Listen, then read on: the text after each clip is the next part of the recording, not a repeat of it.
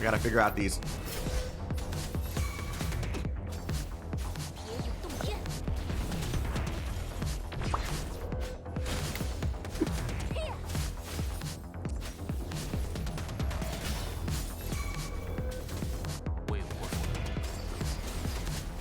I'm not doing anything to this guy.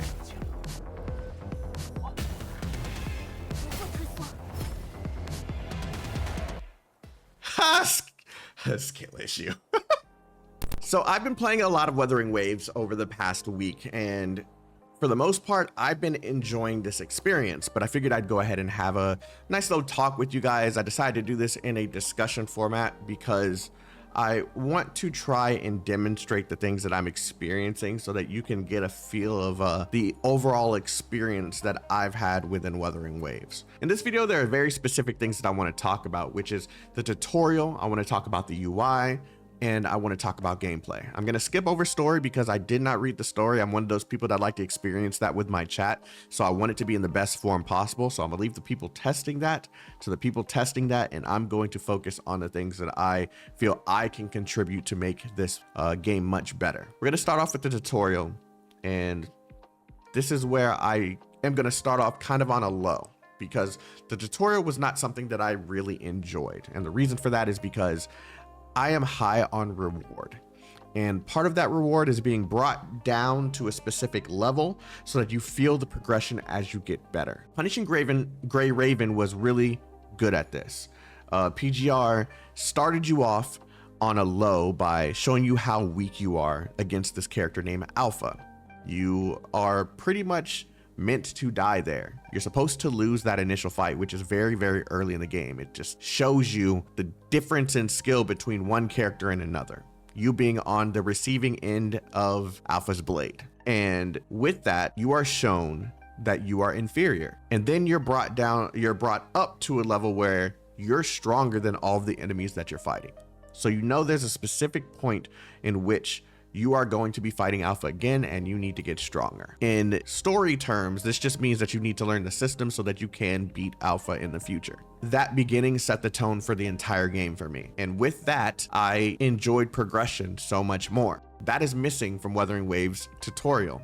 It's not to say that the rest of the game is bad, it's just saying that the tutorial could be better. Making the players feel like they are inferior at the beginning so that they feel strong against every other enemy that they're fighting. And then when they're met with the one that crushed them, they'll have something to fight for. I remember in CPT 1, I fought Crownless over and over with various different characters just to find out his patterns and when I can parry. Even though parrying was relatively easy in the last test, it was hard for me. And once I got a hang of it, I was destroying him. From low level to high level characters, I understood how to defeat him because I memorized his moveset.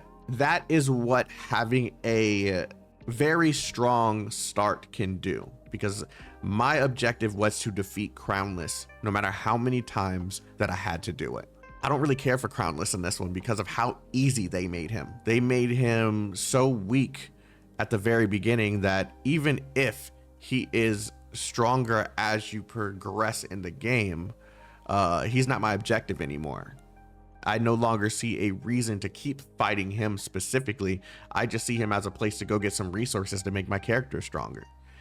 I want to see that difficulty come back in the tutorial. And of course, this may just be me. I don't know if you guys will agree with me, but that bringing me down to a low in order to feel much stronger as I progress is very important for games like this. So that's what I expected with Wuthering Waves, and I didn't get that in CBT 2.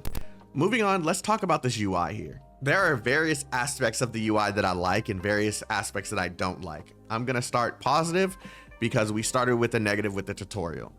I like the character progression menus. They're familiar. In some cases, familiarity is good, and in some cases, I don't really like it. For example, here, where I just need to know how strong my character is so that I will know how to improve upon the character, this is where familiarity is very important, because I can go here, I know to read what the weapon is good for. I know if this character will continue helping make this, or this weapon will continue helping making this character stronger. I know that I need to level up my echoes in order to make these stats here much stronger, I know that I need to come in here and level up the skills, or else my abilities will be weaker. I know that these constellations or resonance chain in this game is going to make my character stronger with every dupe that I get. This is where familiarity is very important. Where I don't like familiarity is in this menu here, because it shows a lack of innovation. It shows that instead of coming up with something that could be much better for this style of game, you decided to stick with something that was already done within another game. And maybe you couldn't think of something better. That is the way that I'm seeing this. And what I'm referring to is the UI. The characters on the side of the menu, the icons laid out on the top, and the map on the top left with the icons fairly close to it in that specific format. All this stuff just looks like a mixture of Tower Fantasy and Genshin Impact to me. Tower Fantasy being the font of the entire thing, the font here, and the location of some of the icons on the screen, which my head is blocking some of them.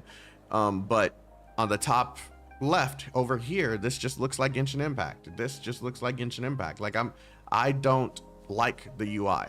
It's simple, and maybe that's all it takes for a lot of people to enjoy the UI and think it's okay. But I look for innovation whenever I'm testing something. I don't necessarily want everything to look the same. So with it looking the same as games that I've already played, it doesn't make me feel like I'm playing anything new. I want that new factor. I want to enjoy the visual representation of a game.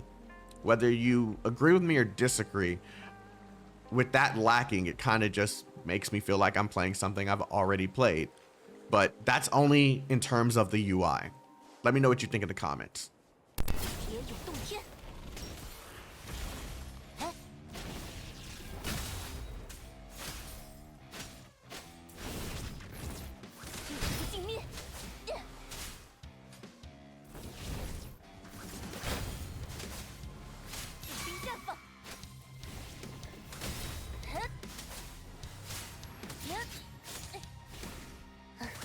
Oh no, it's happening again. Shit, I'm never able to get out of that. It's too close, and I'm always near a wall.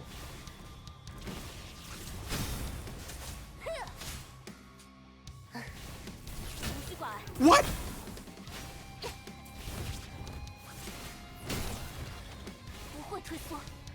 Oh my God, I hate that move.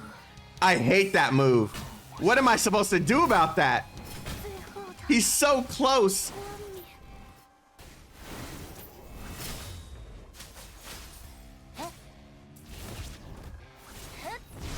Oh my God.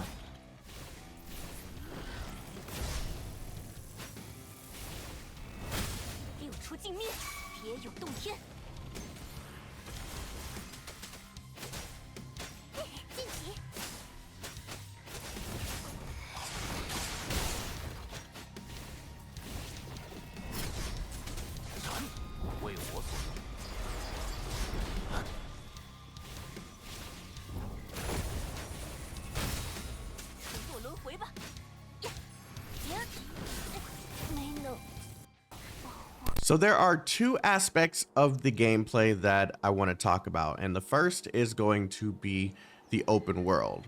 Now, there are various parts of the of open world that I find very, very fun to interact with, and that's the interaction with echoes, how you actually have to defeat specific enemies. Let me see if I can find a good demonstration for you guys.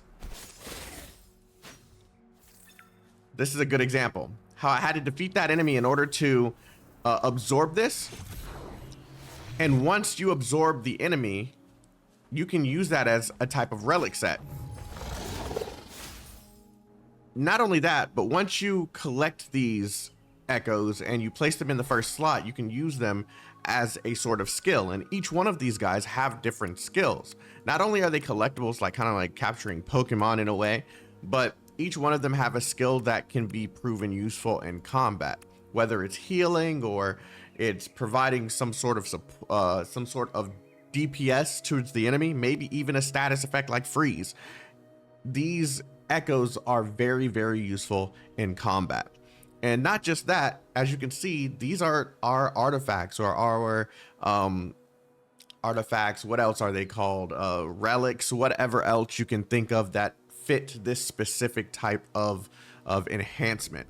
So yes, you'll be fighting RNG all the same, but the entire purpose of making this a part of the open world is that you don't have to use your stamina in order to continuously make your characters better.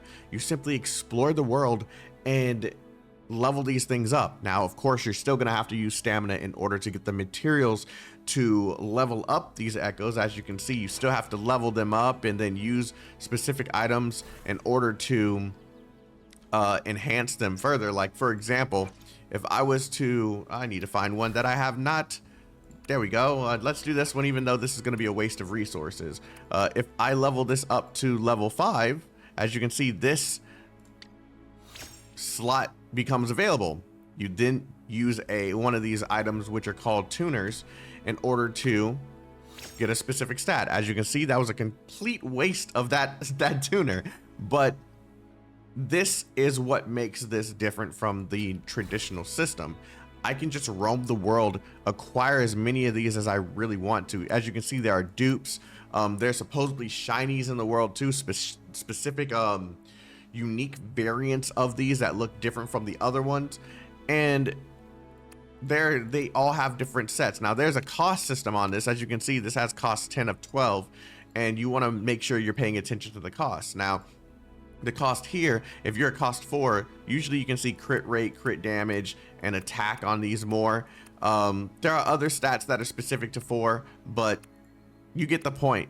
Each one of them have specific stats that benefit your specific characters, and you want to try and build them into the best of your ability. Now, all my characters are built like trash, but the entire point of explaining this to you is this ecosystem complements the game so well because you don't have to wait until your stamina recovers until you're able to make your character stronger.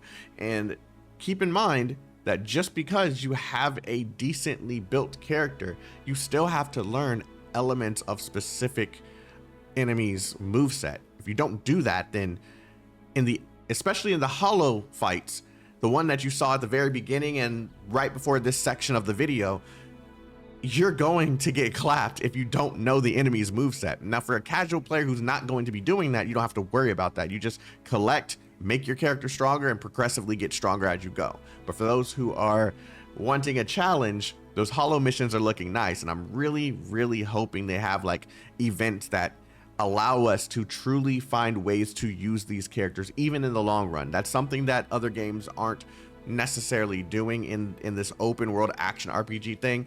They find a bad way of remaining free to play friendly, as well as finding a way to keep the game challenging. So I really think this ecosystem complements the open world. It gives you something to do, and it makes sure that you have things to do when you don't have stamina. Great addition to the game. Now, one thing that I don't like about the open world is, as you can see, there are aspects of these areas where they're just empty. They're nice they're nice scenery around here, right? But there are aspects of this world that are just empty. You're either collecting flowers or just fighting stupid things like these bulls or whatever. But there are aspects that are empty, and with it being empty, that doesn't create a good experience for some players. I used the wrong.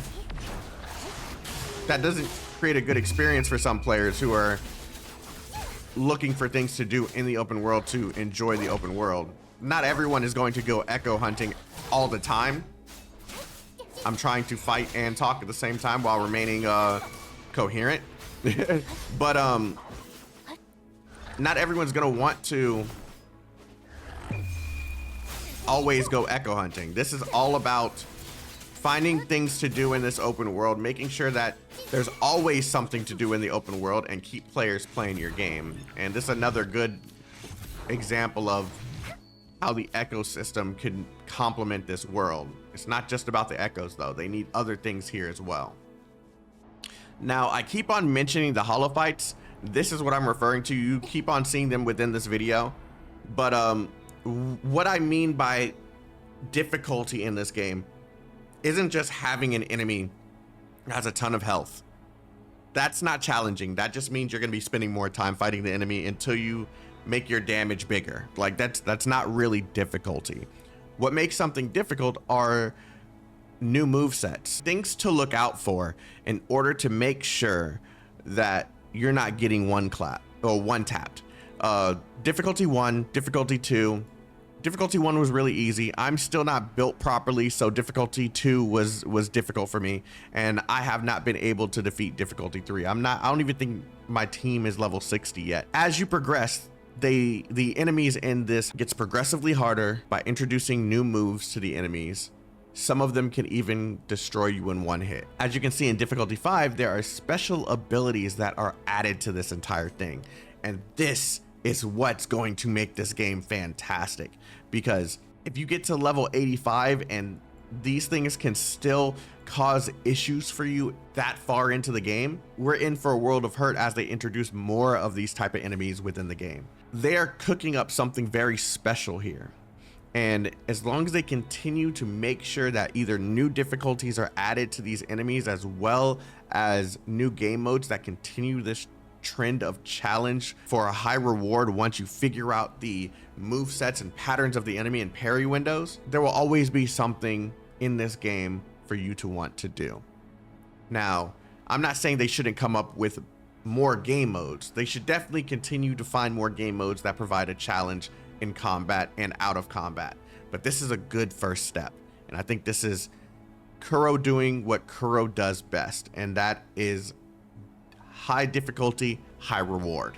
The final thing that I want to talk about in this video is what I'd like to see in the game moving forward. Now, there's only one suggestion that I really have, and that is something similar to Tower of Babel. Now, if you're familiar with Punishing Gray Raven, you know exactly what Tower of Babel is. For those who don't know, let me just explain it in the simplest of terms. It is a game mode or an event that comes every now and then, and that event pretty much gives you options to put more buffs on your enemies and debuffs on your characters. The more buffs that you add to enemies and debuffs that you add to yourself, the more score you get once you complete it within a certain amount of time. Now, if you can't complete it, then of course you're capped at that score, which means you're limited on the rewards that you get. The goal is to complete the entirety of the game mode with as many of these debuffs and buffs as possible. This is very good for the audience that just simply likes a challenge.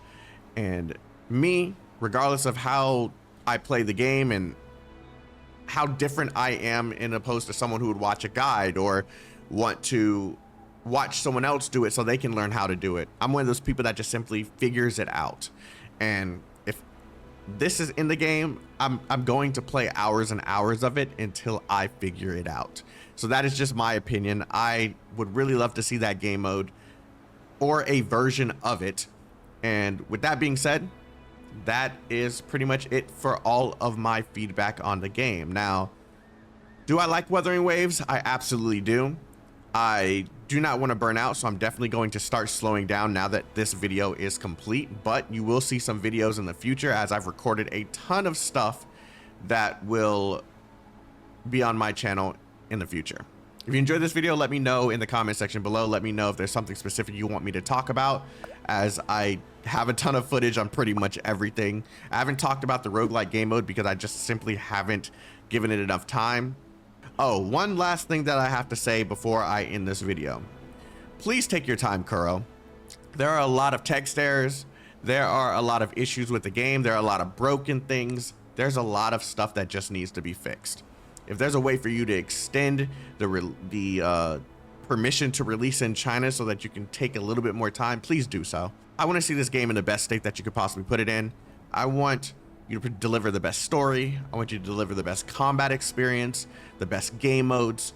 I believe Kuro Game can do it, but it is going to take time. And I ask that the audience, regardless of how much you want to play the game, please allow them as much time as they need. This is going to be very different if they can get the time to make it a different experience. That's pretty much all I have to say. Like I said, like, comment, subscribe, and I'll see you in the next video. Stay healthy, stay safe, stay chaotic. Peace out, everyone.